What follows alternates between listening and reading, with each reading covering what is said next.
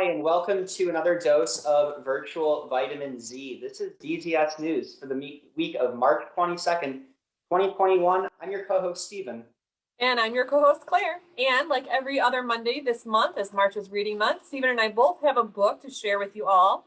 Mine is Welcome to the Neighborhood, which is a really fantastic pop-up book that talks about some of the different species that we share neighborhoods with.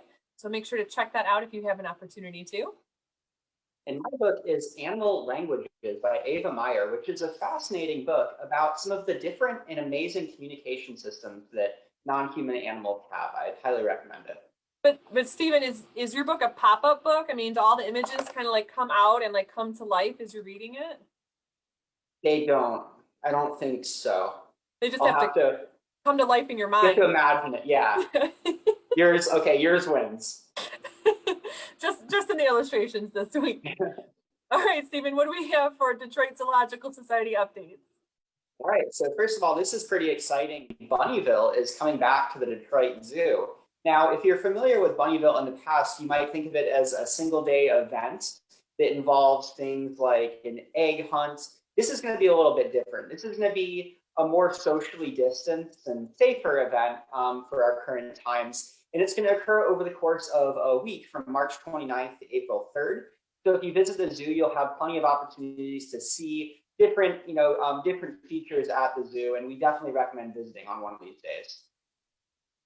I know I'm planning to bring my family out for Bunnyville. I'm glad that I have a few extra days this year to choose from, to make sure that we can make it out. All right, we have some updates from Solaris Habitat. The team is working really hard right now on the pool. They're making some modifications to the side of the pool to make it easier for Solaire to come in and out of the water as he pleases. This is anticipated to take a few more days because it is kind of technical rock work that's being built up there.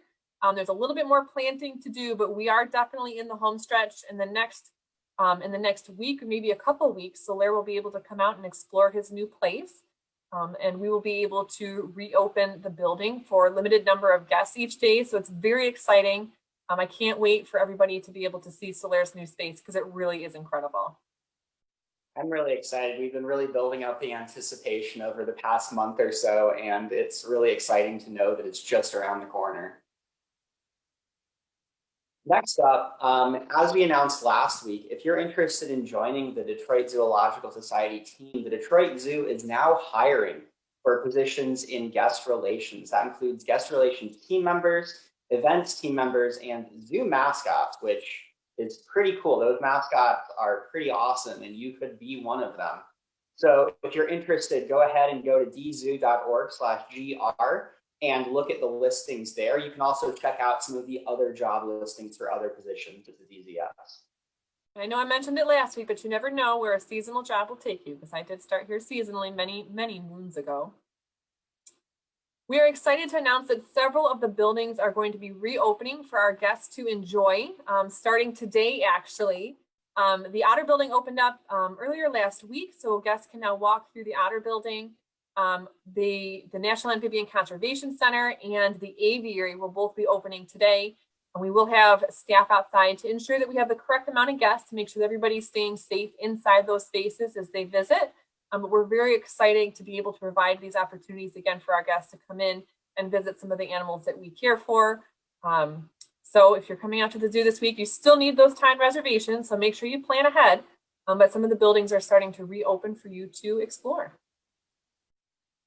Also very exciting. It's been a while since I've been able to see, for example, the otters swimming underwater and to see the birds in the aviary. So, it's going to be a great couple of weeks as we start to open up these buildings and people start to have the chance to see those animals who have been, not visible for a while. Very cool.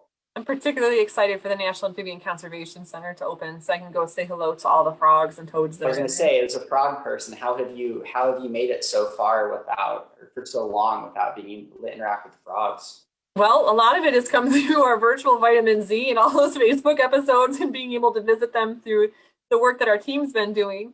So last week was a particular high for me. It was building into the reopening as we featured all those frogs last week for World Frog Days. So.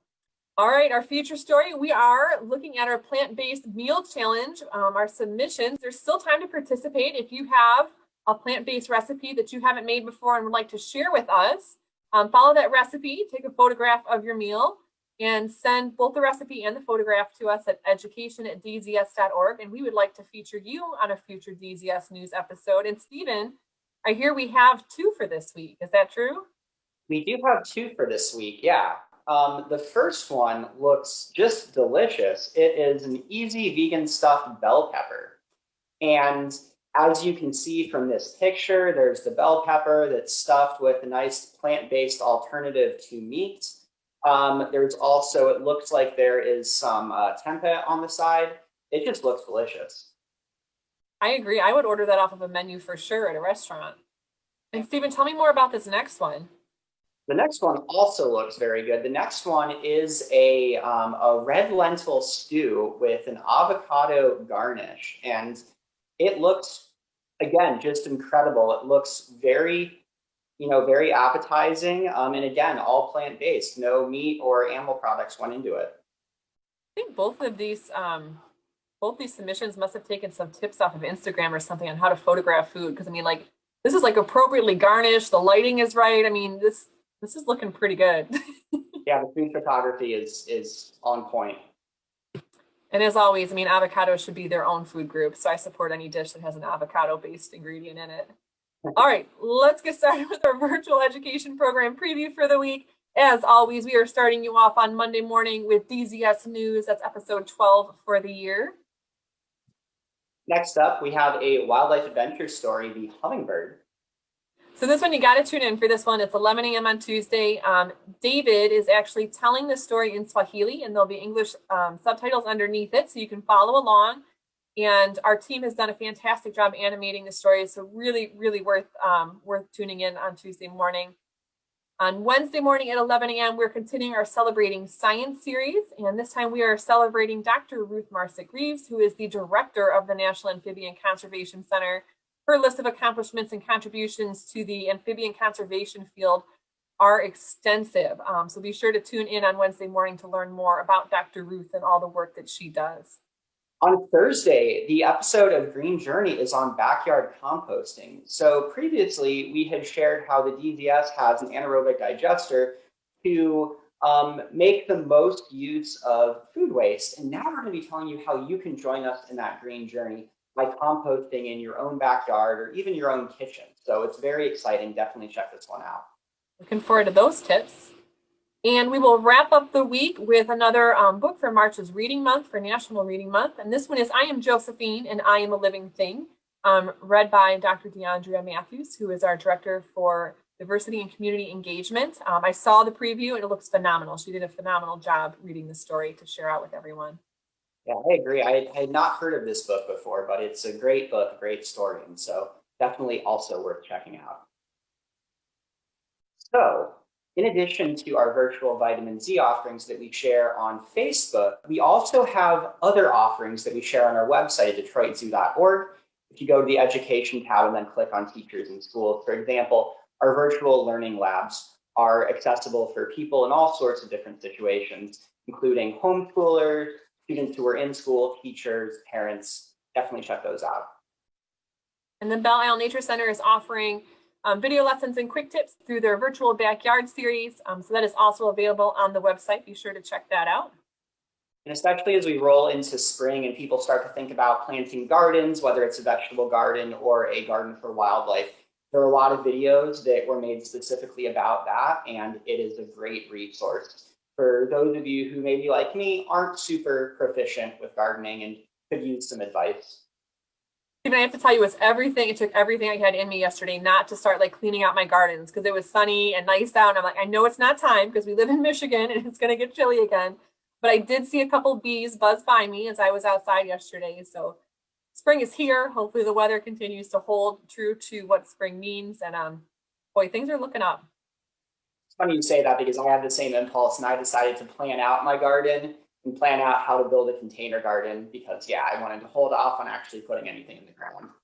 Great idea.